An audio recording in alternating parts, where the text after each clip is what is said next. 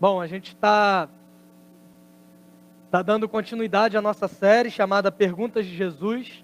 Se você nos visita ou não teve oportunidade de vir ainda durante essa série, nós selecionamos alguns trechos do Evangelho, dos Evangelhos, aliás, no Ministério Público de Jesus, e a gente encontra algumas ocasiões que ele faz algumas perguntas, de certo modo, provocativas, e a partir dessas perguntas ele inicia alguns diálogos interessantes com os seus interlocutores. A gente já falou sobre algumas.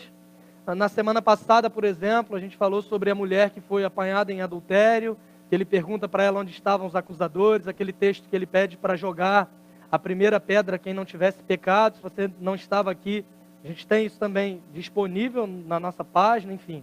E hoje a gente vai falar sobre um outro tema igualmente importante e relevante na nossa época, que é espiritualidade. Muita gente hoje em dia fala sobre isso, até mesmo pessoas que dizem não ter religião, pessoas que de certo modo não se interessam por assuntos religiosos. Ainda assim você vai encontrar essas pessoas demonstrando de certo modo interesse por aquilo que é místico, por aquilo que é novo, por aquilo que está além da sua capacidade racional de compreender a vida. Até mesmo tribos indígenas, por exemplo, que nunca tiveram contato com uma civilização externa, que nunca tiveram contato com alguém religioso. Se você for investigar, é óbvio que se você for essa tribo, ela vai passar a ter contato, mas ainda antes de ter esse tipo de contato, é muito comum você encontrar nessas tribos, não posso dizer em todas elas, mas na sua grande maioria, que eles têm algum objeto de culto. Eles têm uma espécie de divindade, eles têm normalmente alguma forma de ritual, que de certo modo eles sentem-se como se estivessem conectando com algo que é além da sua própria natureza. É uma conexão transcendental, com alguma coisa além de mim, alguma coisa que eu sequer consigo explicar, mas ainda assim há esse interesse pelo místico, pela espiritualidade, por questões que estão além da minha capacidade racional de compreender a vida. Nós que somos cristãos e temos contato com a palavra de Deus, nós entendemos o que o autor do Eclesiastes diz, quando ele fala que Deus plantou em nós um desejo pela eternidade. Nós temos esse anseio pela eternidade, porque a nossa mente limitada é incapaz de compreender uma série de coisas, então a gente tem esse desejo, porque a gente compreende que a vida é muito mais do que aquilo que nós experimentamos aqui. Com certeza, na sua caminhada, já teve situações que você procurou resposta racional para alguma situação e você simplesmente não encontrou. Durante a caminhada de Jesus aqui na terra, como homem, no seu ministério, algumas pessoas se aproximaram dele perguntando algumas coisas que são perguntas que conectam com essa realidade que a gente é incapaz de explicar. Desde muito cedo na existência humana, a gente tem algumas perguntas que procura responder ao longo da vida, como, por exemplo, qual é o sentido da vida? Não sei se você já se perguntou, mas qual é o sentido da existência? O que eu estou fazendo aqui nesse mundo? Por que eu estou aqui? Outros perguntam se, uma vez que o grande objetivo do ser humano, da nossa era pelo menos, ele acredita que é ser feliz, então surge a pergunta, qual o segredo da felicidade? Outros vão perguntar, será que existe vida após a morte? A vida ela é de fato eterna? E durante essa caminhada de Jesus, muitas pessoas se aproximaram dele com esse tipo de questionamento. Nesse caso específico que a gente vai falar hoje, um perito da lei, um líder religioso, ele se aproxima de Jesus e ele pergunta para Jesus o que ele deveria fazer para herdar a vida eterna. Jesus, sabendo que ele era um mestre da lei, ele usa o argumento da própria lei e diz para ele assim, o que está escrito na lei acerca de herdar a vida eterna? E ele diz, olha, eu acredito que para herdar a vida eterna eu preciso amar a Deus sobre todas as coisas e amar ao meu próximo como eu amo a mim mesmo. E aí Jesus falou, cara, muito bem, nota 10, vai adiante, faz isso, que você vai herdar a vida eterna. E aí ele querendo justificar-se, ele pergunta para Jesus assim, mas quem é o meu próximo? Para que ele foi fazer essa pergunta, né?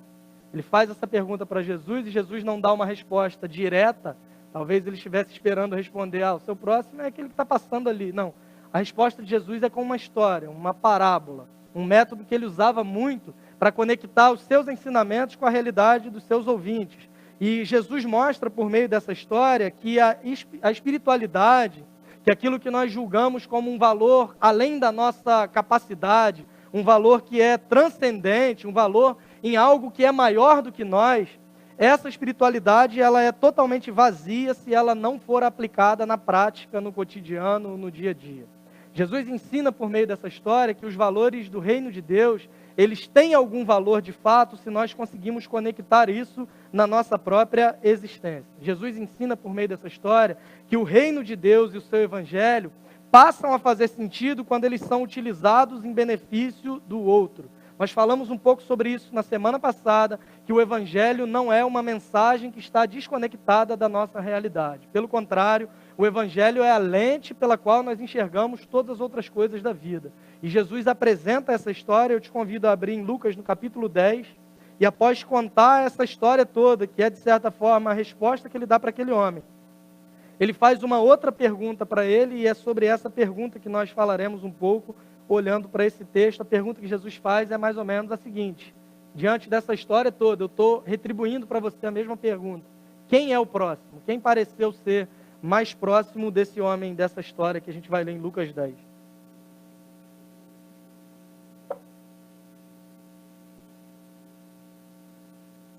Lucas 10, 25. Por alguma razão minha Bíblia está aberta em Zacarias 7. Vamos lá. Certa ocasião, um perito na lei levantou-se para pôr Jesus à prova e lhe perguntou: Mestre, o que preciso fazer para herdar a vida eterna? O que está escrito na lei? Respondeu Jesus. Como você a lê? Ele respondeu: ame o Senhor, o seu Deus, de todo o seu coração, de toda a sua alma, de todas as suas forças e de todo o seu entendimento, e ame o seu próximo como a si mesmo. Disse Jesus: você respondeu corretamente, faça isso e viverá.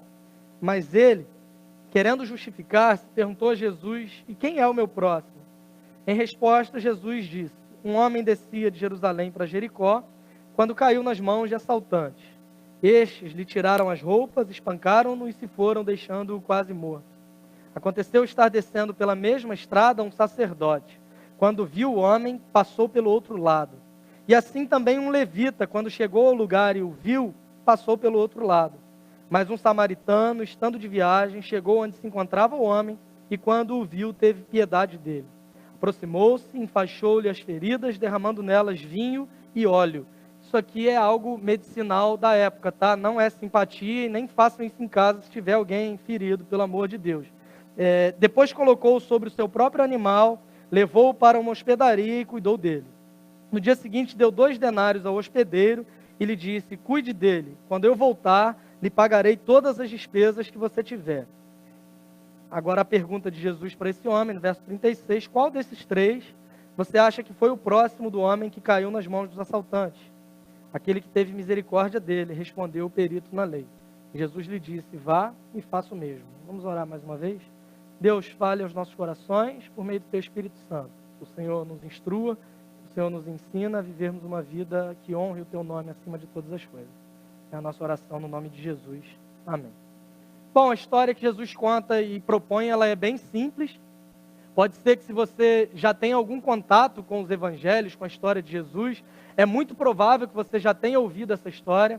Se você cresceu em uma igreja evangélica, é provável que além de você ter ouvido essa história, pode ser que você já tenha encenado essa história. Não sei se alguns de vocês se lembram daquela época que era criança, que tinha aquelas esquetes, lembram desse negócio? E fazia um teatrinho. Eu já fui o bom samaritano numa dessas, na outra que eu não estava me comportando bem. Minha mãe, que era professora do Ministério Infantil, ela me colocava para ser, por exemplo, o que sofreu o assalto lá, né?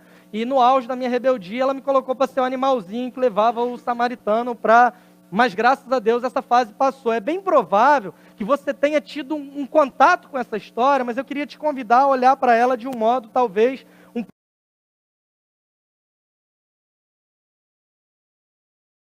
além para Jericó, é o que o texto vai dizer para nós.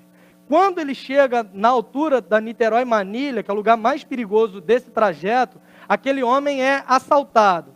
Além do assalto, ele é espancado e tiram a roupa dele, deixam aquele homem nu à beira da estrada e condenado à morte. Ele está ali, prestes a morrer, ele está ali sem forças, alguém que sofreu, que apanhou, que foi assaltado, que teve um encontro terrível e se encontra ali naquela situação. Só que o texto vai dizer para nós, nessa história que Jesus propõe, que logo em seguida passa por ele um homem chamado sacerdote. Na verdade, não era o nome, era a função. Na verdade, um sacerdote é uma função do alto escalão religioso do povo de Israel, do povo judeu. Lembrem-se que Jesus está contando essa história para um perito na lei. Jesus está contando essa história para um homem religioso também. E talvez esse homem religioso esperasse, de certo modo, uma postura interessante e boa vinda do sacerdote, visto que o sacerdote era um líder religioso. Mas na história de Jesus, ele vai dizer que esse sacerdote, ele passa, ele vê o homem ferido, atravessa a rua e continua sua caminhada como se nada tivesse acontecido. Logo em seguida vem um levita. Levita é alguém que nasceu na tribo de Levi.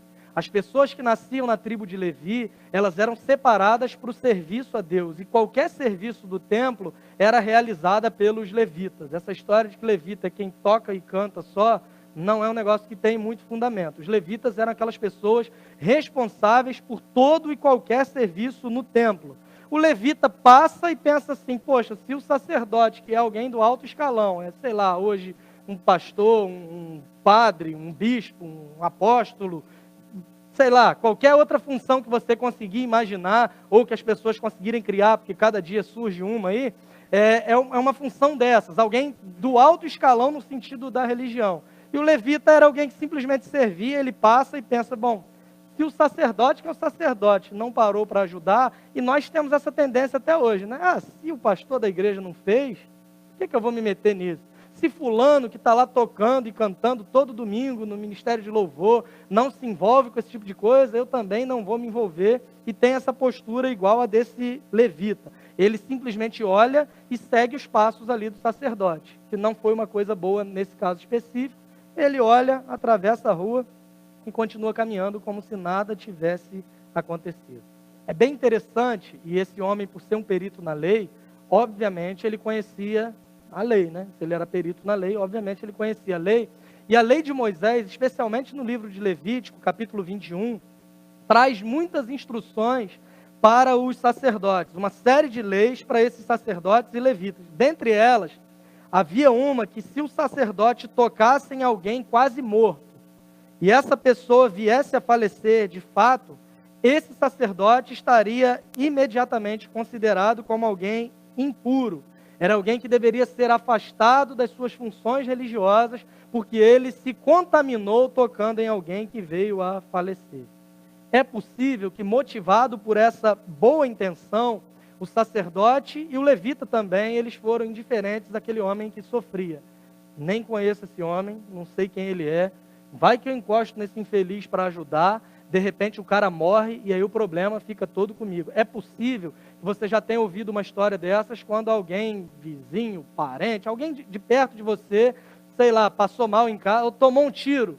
E aí você fala assim, eu não vou colocar aqui não, porque se ele morrer no meu carro, eu vou responder. Alguém foi atropelado, eu não vou ajudar, porque se essa pessoa morre dentro de mim, eu nem conheço. Se fosse alguém que eu conhecesse, talvez valeria a pena eu ajudar, mas nesse caso eu não vou ajudar, porque eu não quero me intrometer e sair prejudicado por tentar ajudar o outro. Já viram esse tipo de postura? É mais ou menos essa postura que o sacerdote, o levita, tem, talvez motivado por essa boa intenção de não se tornar impuro para o serviço a Deus. Os Provérbios 34 nos diz que de boas intenções o inferno está... Não diz isso na Bíblia não, gente, pelo amor de Deus. E nem sei se tem Provérbios 34, não tem, acho que vai até o 31. Não sei se isso é um fato, eu não sei se isso procede, mas é interessante que até mesmo coisas boas, se não colocadas nos seus devidos lugares, podem se tornar ídolos para nós e, como consequência, se tornam coisas ruins. Um exemplo disso, o serviço a Deus. O sacerdote e o levita eram pessoas vocacionadas e separadas para servirem a Deus. Eu não sei se você já parou para pensar por esse prisma, mas na minha concepção, pelo menos, o serviço a Deus é algo fantástico. O privilégio que nós temos de servir a Deus é algo que a gente nem consegue explicar, porque Ele é Deus, Ele é todo-poderoso, Ele é capaz de realizar todas as coisas. Essa história que alguns tentam te apresentar dizendo aceite a Jesus, ele precisa de você. Cara, Jesus não precisa de você, ele é autossuficiente em si mesmo, e ainda assim, mesmo sendo tão grande, tão supremo, tão magnífico, tão poderoso, ele nos convida a trabalharmos e cooperarmos com ele. Só que há um grande problema quando nós colocamos o serviço como um fim em si mesmo. E quando nós fazemos isso, o serviço a Deus, que era algo, de certo modo, bom, se torna um peso religioso, porque nós invertemos a ordem de prioridade. E às vezes nós colocamos o nosso serviço religioso como justificativa para não ajudarmos o outro e para não nos envolvermos no sofrimento do próximo. Às vezes, diante de uma situação de dor, de calamidade, a sua postura é simplesmente: eu vou ignorar, afinal de contas eu tenho compromisso na igreja e tenho o culto lá das senhoras, que é na terça-feira, e tenho o culto das senhoras mais velhas, que é na quarta, eu tenho que ir nos dois, porque eu assumi o compromisso. Eu encho a minha agenda de atividade religiosa, que na verdade mascara uma falta de compromisso com o sofrimento daquele que está sofrendo, daquele que necessita. O sacerdote e o levita não atentaram para isso. Talvez eles tivessem uma motivação de não se tornarem impuros para o serviço a Deus. Mas Jesus vem para ensinar a eles que mais importante do que o serviço a Deus era a disposição em ajudar alguém que está sofrendo. Não sei se vocês se lembram, mas em uma outra ocasião do ministério de Jesus, da sua vida, ele cura um homem num sábado. E os líderes religiosos, ao invés de se alegrarem pelo fato do homem ter sido curado, eles ficam enfurecidos com Jesus, porque sábado não era dia de judeu fazer qualquer coisa. Então, eles invertem de novo e eles colocam a religião, eles colocam os seus dogmas, eles colocam as suas crenças acima do outro em uma escala de prioridades. O que Jesus vem ensinar com essa história e com a sua própria vida é que qualquer ritual religioso, ele é vazio em si mesmo e ele não tem valor algum se nós não nos preocupamos em agir com justiça, sinalizando o reino de Deus. O texto vai dizer para nós, além de dizer da estrada que eles estavam, diz que eles desciam de Jerusalém para Jericó. Bem provável, nessa história, eles haviam acabado de prestar culto a Deus, visto que eles estavam em Jerusalém, e agora voltavam para Jericó. E a pergunta que fica é: o que adiantou esse culto que foi prestado a Deus, se eles simplesmente se omitem diante da necessidade de um homem que está à beira da morte? Isso fique para a nossa reflexão, para que a gente não use os nossos compromissos na igreja, que são coisas boas, para que a gente não use as nossas responsabilidades com a igreja, com uma série de coisas que a gente tem, para simplesmente justificar uma falta de empatia e de solidariedade com a dor daquele que está sofrendo. Além do serviço a Deus, um outro exemplo que a gente tem é a espiritualidade, que pode sugerir uma coisa boa também. Só que a espiritualidade também não tem valor algum se não for o outro, o beneficiado como resultado da nossa adoração. Como eu disse, é provável que eles tivessem acabado de prestar um culto a Deus. Eles tinham funções importantes no serviço e na adoração a Deus. Eles tinham um cargo importante no templo, mas eles não se deram conta que isso não tem valor em si mesmo, muito pelo contrário. Se nós somos incapazes de amar o outro, de sentir a dor do outro, de nos colocarmos no lugar do outro, esses cargos simplesmente serviam para justificar a inércia dos dois em relação ao sofrimento de alguém que estava à beira da morte. O apóstolo João diz para nós que é impossível nós amarmos a Deus a quem não vemos, se nós não amamos o nosso próximo a quem nós vemos.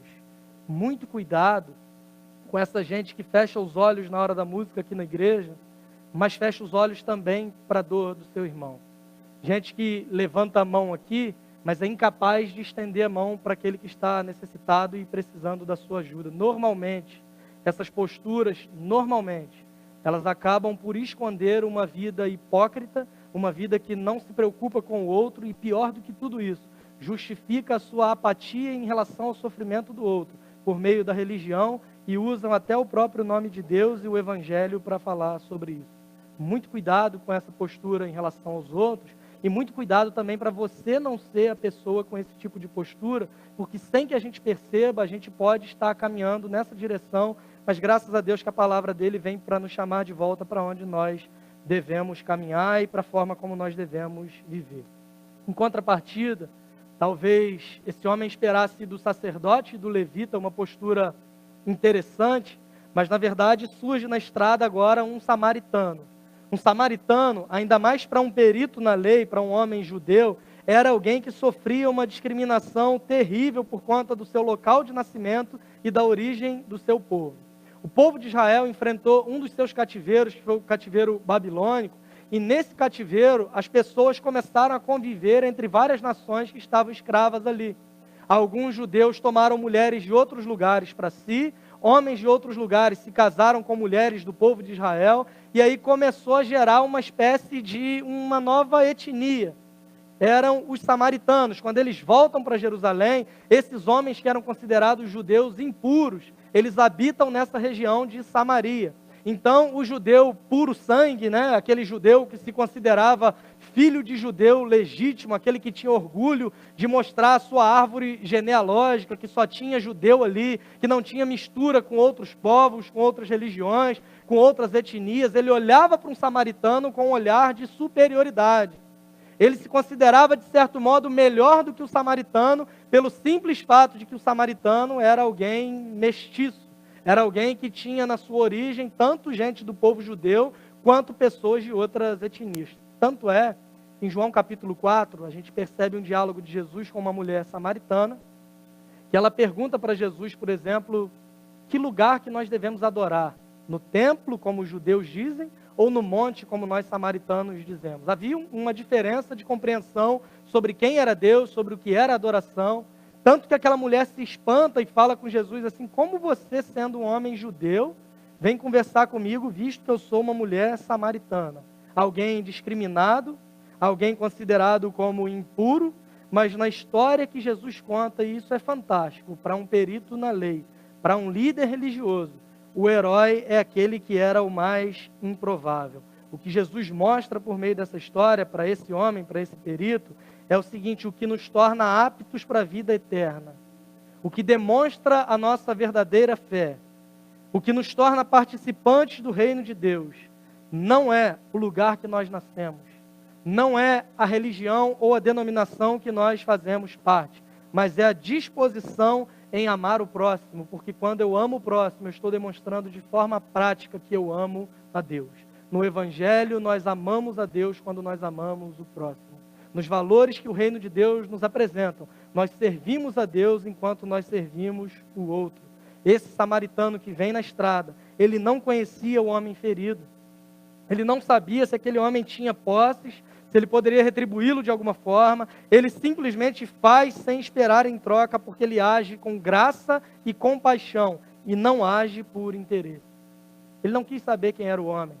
Ele não quis olhar para aquele homem e puxar o renavan dele, e olhar e pensar: deixa eu saber primeiro quem foi esse cara, para ver se ele merece ajuda ou não. E talvez ele fez uma pesquisa rápida ali nas redes sociais, olhou, viu, falou: cara, esse aí, se ele apanhou é porque ele merece. Se ele está aí é porque é castigo de Deus na vida dele, porque ele é pecador. E chega no homem, além de não oferecer ajuda, ele diz assim: olha, Deus me mandou aqui para te dizer o seguinte: você vai morrer, porque bandido bom é bandido morto, fica com o teu sofrimento aí, porque você está colhendo frutos de uma vida de pecado. Aleluia! Não foi essa a postura. Ele simplesmente vê o sofrimento do homem, sem se importar com quem ele era, sem se preocupar com o que ele tinha ou deixava de ter. Ele se coloca como uma pessoa disposta a ajudá-lo, porque ele age não por interesse, mas ele age com compaixão e graça. Essa é a história que Jesus conta. A grande questão é nós descobrirmos onde estamos representados na mesma. A gente consegue perceber aqui alguns personagens. O primeiro deles é a vítima, e às vezes nós somos essa vítima. A vítima na história é a pessoa que sofreu na mão dos outros. É a pessoa que sofreu injustiça e que depois de sofrer essa injustiça foi ignorado por pessoas que deveriam ajudar. Não sei, e é bem provável que em cada um dos momentos da nossa vida a gente se identifique com um desses personagens em determinadas fases da vida que nós enfrentamos. É muito provável que você esteja vivendo ou já viveu alguma situação em que você se identifica com essa vítima. Eu sofri injustiça. Eu fui maltratado, eu fui assaltado no sentido literal, eu fui espancado, me tomaram aquilo que me pertencia. Eu procurei ajuda e as pessoas que seriam as pessoas supostas a me ajudar, elas simplesmente me ignoraram. E nós temos essa tendência de nos identificarmos com a vítima. Só que o reino de Deus não abre espaço para vitimismos, porque a graça de Deus nos ensina que Deus nos perdoa, mas ao mesmo tempo ela nos ensina que não há ninguém inocente, porque todos nós somos pecadores, porque todos pecaram e separados estão da glória de Deus. Vamos parar também com essa identificação só com a vítima, de olhar para a nossa vida como se fôssemos coitados, como se fôssemos eternas vítimas, porque em muitas situações da tua vida, você mesmo que se julga coitadinho, é bem provável que além de se identificar com a vítima, pode ser que em alguns momentos da sua vida você tenha se identificado também com aquele que fere, com o assaltante, com aquele que se apossa de algo que não lhe pertence por direito. Pode ser que em algumas situações da sua vida você tenha se identificado com o sacerdote e o levita, porque é bem provável que em alguma situação da sua vida você foi indiferente em relação ao sofrimento do outro. Nós damos muita ênfase nos nossos sofrimentos e tristezas e nós nos esquecemos que em alguns momentos nós também ferimos e nós também agimos com indiferença. Essa história nos faz refletir exatamente sobre isso e nos sugere que nós somos representados aqui em mais de um personagem. Na verdade, essa história nos mostra alguns personagens que pode ser que cada um deles reflita uma época da nossa vida, uma fase da nossa vida, ou talvez quem você seja hoje mesmo. A gente percebe, olhando para esse texto, alguns modos de olhar a vida. O primeiro deles é a crueldade do assaltante. É alguém que toma, que se apodera de algo que não lhe pertence. É alguém que pega algo que não é seu por direito. E às vezes nós agimos dessa forma, inclusive com Deus.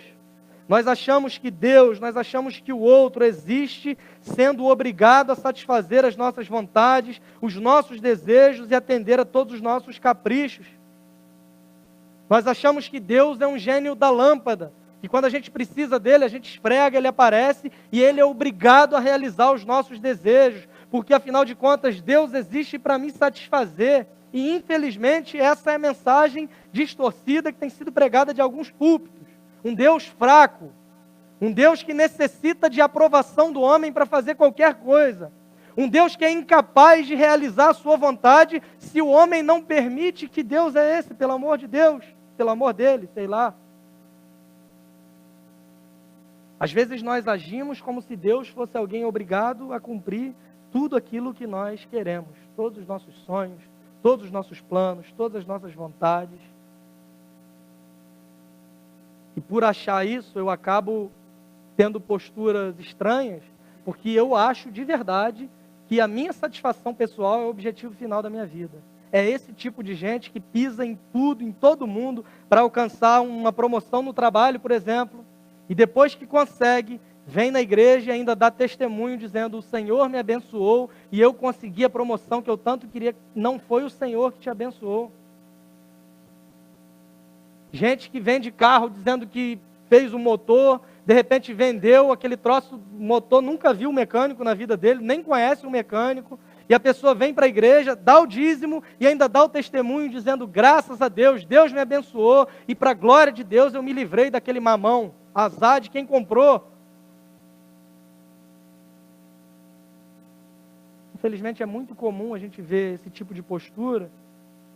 Gente que acha que o mundo gira em torno de si mesmo e que tudo existe para me agradar, para me fazer bem. Isso não é o Evangelho de Jesus. Por outro lado, a gente vê também a indiferença dos religiosos. Aqueles homens que retiveram a ajuda que poderiam dar. Aqueles homens que agiram com indiferença. Não, o mais importante para mim é o meu serviço religioso. O mais importante para mim é a minha atribuição no trabalho. O mais importante para mim é o cargo que eu tenho na minha religião, na minha igreja. Então, se o homem está sofrendo, isso para mim não é prioridade, porque o que é prioridade para mim é o meu ofício santo e sagrado. Afinal de contas, Deus me chamou para servi-lo, e o meu serviço a Deus é mais importante do que o sofrimento do outro. Você está sendo indiferente, você está agindo exatamente igual a esses religiosos. Eu não posso me prejudicar por querer ajudar o próximo. Quem disse? Sempre que tem uma situação assim, olha, eu procuro ser bonzinho, mas sempre me dou mal no final, então eu não posso mais ser assim. O meu grande defeito é ser bom demais com os outros. Já ouviram isso? É um amor próprio que me constrange, um negócio desses assim. O meu grande defeito é que eu sou bom demais. Cara, imagina a qualidade, né? Deve ser quase Deus. Mas gente assim, que trata o outro com indiferença, é alguém que é censurado por Jesus na sua história. Porque ele está falando de um herói improvável, que é o samaritano, e esse homem, ele não era um desocupado viajando a lazer. O samaritano, ele estava ocupado. Primeiro, que ninguém viajava a lazer a pé. Pelo amor de Deus, esse é um tipo de coisa que a gente tem que tirar da cabeça de cara. Porque naquela época não se tinha carro, avião, milhas para você viajar gastando menos, uma série de coisas. Ele não estava... Pô, o que eu tenho para fazer? Não tem nada, acho que eu vou dar uma ida ali em Jericó, ver como é que estão as coisas, comer um pastel e voltar. Era longe, não tem essa ideia de eu vou andar sem rumo, vou dar uma voltinha, estou com tédio em casa, vou dar uma volta ali em Jericó. Não existe essa possibilidade. Era um homem que estava ocupado, ele está tão ocupado que ele deixa esse que está sofrendo na hospedaria. E ele fala para o cara assim, olha, eu estou te dando 2 denários. O denário era uma medida, era uma espécie de dinheiro que correspondia, cada denário, a uma diária de um trabalhador braçal. Então, ele dá 2 denários, eram 2 dias de serviço de um trabalhador braçal. Ele diz, é meio caro essa hospedagem, se você for pensar que não tinha Wi-Fi nem ar-condicionado. Mas, enfim, ele dá o dinheiro lá para aquele homem, ele segue a sua viagem, porque, afinal de contas, ele estava ocupado. E ele diz o seguinte, quando eu voltar, eu pago o resto. Sabe-se lá também se ele ia voltar para pagar o resto, ou ele ia falar, agora já não é comigo, Deus que cuide dele em nome de Jesus. Para aquele homem que estava ocupado, o mais importante não era a sua ocupação, não era a sua viagem, não eram os seus afazeres, mas era o restabelecimento da saúde de um homem que estava ferido, não eram os seus próprios interesses. Quantas vezes nós agimos somente pensando em nós mesmos? Quantas vezes nós agimos pensando no nosso próprio interesse? E até quando nós supostamente agimos ajudando os outros, na verdade nós estamos agindo pelo nosso próprio interesse. Quando eu ajudo e posto que ajudei, para que outros olhem e digam como ele é bonzinho, você não está fazendo para o outro, você está agindo para os seus próprios interesses. Talvez eles olhassem, esse cara não merece ajuda, nem conheço. Eu vou arriscar o meu serviço a Deus por alguém que eu nem conheço. Se ele está aí, com certeza ele mereceu e ele é mais pecador do que eu. Não sei vocês, não sei nem se é legal falar isso aqui, mas eu tenho um hábito de assistir, às vezes, aqueles programas de entrevista de porta de cadeia. Já viram aquele negócio? É maneiro, né? Que vai o repórter e fica fazendo umas perguntas e tal. Normalmente vem cada resposta inesperada. E um dia assistindo um negócio desses, pode ser que você já tenha até visto esse vídeo, eles entrevistam um ladrão, daquele bem fuleiro que você puder imaginar. Né? Aquele cara, chinela havaiana, com prego embaixo, bermuda rasgada, camisa de time, que eu não vou falar qual, mas todo mundo pensou que era o Flamengo, com toda certeza. Aquele ladrão bem fuleiro. E aquele homem foi pego no flagrante, tentando roubar lá alguma coisa, acho que era um botijão de gás, alguma coisa assim. E de repente o repórter perguntou para ele assim, o que aconteceu? Ele disse, eu estava roubando, a polícia me prendeu. E o repórter falou, e aí, você acha certo o que você está fazendo? E ele responde, olha, certo eu não sei, mas pelo meu roubo, eu estou dando emprego para o policial que me prendeu, para o escrivão que está na delegacia, para o delegado, para você que é repórter, está todo mundo lucrando em cima de uma má ação que eu fiz. E aí o repórter pergunta, a única pessoa que não se deu bem foi o assaltado, né? E ele responde assim, se Deus permitiu que eu assaltasse ele, é porque ele é mais pecador do que eu. Às vezes nós agimos exatamente assim. Diante do nosso sofrimento, nós somos coitados. Diante do nosso sofrimento, nós estendemos a mão porque precisamos de ajuda, porque o outro é obrigado a suprir as minhas necessidades. Mas diante do sofrimento do outro, nós justificamos com a nossa falta de tempo, que na verdade é uma falta de interesse. Nós justificamos com a nossa religião ou as nossas atribuições na igreja, que na verdade está disfarçando uma hipocrisia. Deus nos ajude a enxergar a disposição do samaritano nessa história.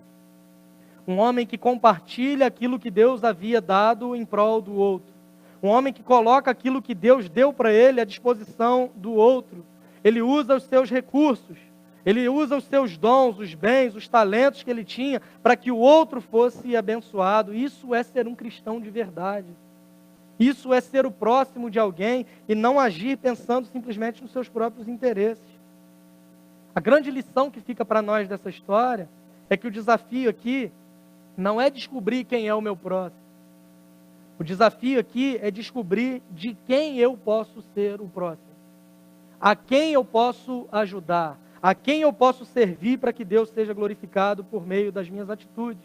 O que Jesus faz é com que esse líder se identifique com aquele que sofre. Porque a grande questão não é simplesmente amar o próximo, mas é amar o próximo como eu amo a mim mesmo. Sabe aquele que diz que o meu grande defeito é ser bonzinho? Se ele amasse o próximo igual ele ama a si mesmo, o problema do mundo já teria sido resolvido. O que Jesus ensina para nós não é simplesmente, eu amo o próximo, fica um negócio abstrato, sabe? Eu amo o próximo, mas quem é o próximo? Eu não sei, eu sei que eu amo o próximo. Difícil é amar uma pessoa concreta que pisa no teu calo.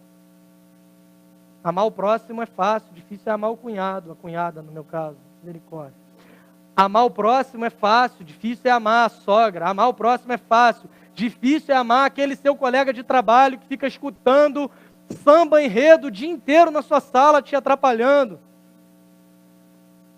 Amar o próximo é fácil, difícil é amar o seu vizinho, que no domingo à tarde, na hora do seu sono da beleza, ele liga o pior funk que você puder imaginar, como se houvesse funk bom. Ele liga a pior música, como se funk fosse música. Ele liga aquele negócio lá e fica te perturbando a tarde inteira. Aí é difícil amar o próximo, porque a gente tem facilidade com conceitos abstratos. O que Jesus faz é mostrar para aquele homem o seguinte: de quem você pode ser o próximo. A quem você pode se doar e compartilhar tudo aquilo que você tem para que o outro seja abençoado. O que Jesus ensina para nós é que eu trato o outro da mesma forma que eu gostaria de ser tratado. Para viver das duas primeiras maneiras, como o assaltante ou como os religiosos, é fácil. Só a gente seguir a nossa própria índole. É só a gente seguir as nossas próprias inclinações egoístas, porque nós somos, por natureza, amantes de nós mesmos. Por natureza, nós visamos sempre os nossos próprios interesses. Só que para viver da forma correta, não é um estímulo moralista para você sair daqui eu te dizendo, seja como o samaritano. Você tem que aprender a renunciar. Eu ouvi essa semana, aliás, tive o prazer de estar junto com o Flávio, ouvindo o Tim Keller, que é para mim o melhor pregador que a gente tem vivo atualmente. Que ele continue vivo, não estou agorando o Keller não. Imagina o prazer, ouvir o Keller do lado do Flávio, dois exemplos de santidade absurdos para mim. E o Keller, ele fala exatamente sobre isso. Agora eu já não sei se foi o Keller ou o Flávio, um dos dois, que são minhas referências. Mas ele fala exatamente sobre isso, que conceitos da lei, a lei ela pode mudar o seu comportamento, mas só o Evangelho de Jesus é capaz de transformar o coração de um homem. E Deus conhece a intenção que há no nosso coração, e não simplesmente as nossas atitudes. A gente tem falado sobre isso nos 3 últimos domingos, eu acho que o Keller está assistindo as pregações aqui da CBN. A lei é capaz de transformar comportamentos, mas ela é incapaz de transformar o coração do homem. Por isso que o exemplo que nós temos e a motivação que nós temos não é para você sair daqui se achando um super-herói e dizendo, a partir de hoje eu sou como o samaritano. A triste notícia que eu tenho para dizer é que pelas suas próprias forças você não vai conseguir. Pelas suas próprias forças você é incapaz. A grande notícia que eu tenho para você é que olhando para o Evangelho de Jesus Cristo, Ele nos dá o exemplo a seguir e Ele nos dá a motivação para que vivamos assim. Porque nós éramos esse homem à beira do caminho. Você era esse homem condenado à morte, à beira do caminho, sem perspectiva de vida, sem perspectiva de futuro, incapaz de se levantar, a menos que alguém fosse até você, tomasse a iniciativa de ir até você para te livrar da morte e para te dar uma nova perspectiva de vida. Só que com a condição um pouquinho mais agravada. Nós não estávamos simplesmente à beira da morte. Nós estávamos mortos. Efésios capítulo 2 vai dizer isso para a gente. Vocês estavam mortos nos seus delitos e pecados e Ele vos deu vida. condenados à morte eterna. O nosso inevitável destino era a morte eterna, a separação total e absoluta de Deus, a menos que alguém mais poderoso, mais forte do que nós, nos encontrasse à beira do caminho, e Cristo Jesus nos encontrou. Da mesma forma que o samaritano não procurou saber o passado desse homem que foi espancado, Jesus não levou em conta o que nós tínhamos feito. Muito pelo contrário, Ele nos amou e Ele se entregou por cada um de nós. Ele não se preocupou com quem nós éramos. Aliás, a Bíblia vai dizer que Cristo Jesus se entregou por nós quando ainda éramos pecadores, éramos inimigos de Deus, vivíamos em um estado de oposição em relação a Deus, mas ainda assim Ele nos amou e Ele se entregou por nós. A palavra de Deus vai dizer que o escrito de dívidas que constava contra cada um de nós foi cravado na cruz do Calvário. Nós somos livres, nós somos perdoados. Na história, o samaritano ele foi embora e disse que ele pagaria quando voltasse aquilo que necessitava. Mas na história de Jesus, o seu sacrifício na cruz do Calvário foi suficiente para pagar a nossa condenação e os nossos pecados, tanto que quando ele morre, ele diz: está consumado, está feito, já basta, é suficiente, não necessita de absolutamente mais nada, até porque nós éramos incapazes, condenados à morte, à beira do caminho, mas Ele chegou para intervir na nossa história, do mesmo modo que o samaritano abençoou esse homem. Cristo Jesus nos deu vida enquanto ainda estávamos mortos. Não foram 2 moedas, não foram 2 denários, mas foi a sua vida sendo entregue a troco da nossa própria vida. Foi uma substituição onde Ele assumiu o que nos pertencia, que era a morte, que era a condenação, e Ele tomou para si mesmo, de modo que nós herdamos a vida eterna por meio da sua morte e ressurreição. Sim, Ele morreu na cruz, condenado pelos nossos pecados.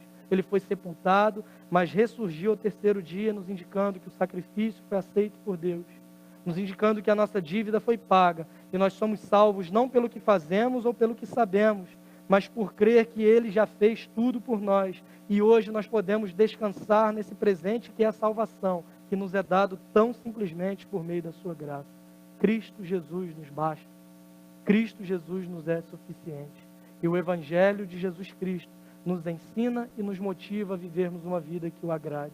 Não é uma pregação moralista para você sair daqui com uma lista de coisas para fazer, mas é um novo modo de enxergar a vida, de ver que da mesma forma que Cristo se entregou por mim, embora eu não merecesse, eu também, como discípulo de Jesus Cristo, sou responsável em colocar tudo o que eu tenho, sou à disposição do outro. Não quero saber se ele merece, eu quero saber se ele precisa e se ele tem a necessidade. Com certeza, Deus pode me usar para suprir a necessidade do próximo. Vamos olhar para o Evangelho e parar de se preocupar só com aquilo que a gente deseja e não nos colocarmos à disposição de servir o outro para que ele prospere. Essa mensagem de que eu tenho que prosperar, eu tenho que vencer, não. Eu tenho que ser um canal de Deus na vida de pessoas, para que pessoas prosperem e vençam. Nosso objetivo não é ser uma pessoa digna e bem conceituada nos padrões do mundo. O nosso objetivo é ser como os heróis da fé em Hebreus, pessoas das quais o mundo não era digno. Esse deveria ser o desejo maior de um seguidor de Jesus. Que a gente creia em Cristo, que a gente creia no Evangelho de Jesus, e que essa fé não seja uma mensagem distante da nossa realidade, mas que essa fé seja demonstrada de forma prática, amando a Deus acima de todas as coisas, e demonstrando isso quando nós amamos o nosso próximo como amamos a nós mesmos. Esse é o Evangelho de Jesus, que Ele nos cure, que Ele nos oriente, e que Ele nos guie a vivermos essa vida que o agrade acima de todas as coisas. Não sendo cruéis como assaltantes, não sendo indiferentes como os religiosos, por vezes sendo vítimas, mas na maioria das vezes tendo a disposição do samaritano de colocar o que temos e o que somos à disposição do outro. Que Deus nos ajude, nos abençoe. Ministério da Música.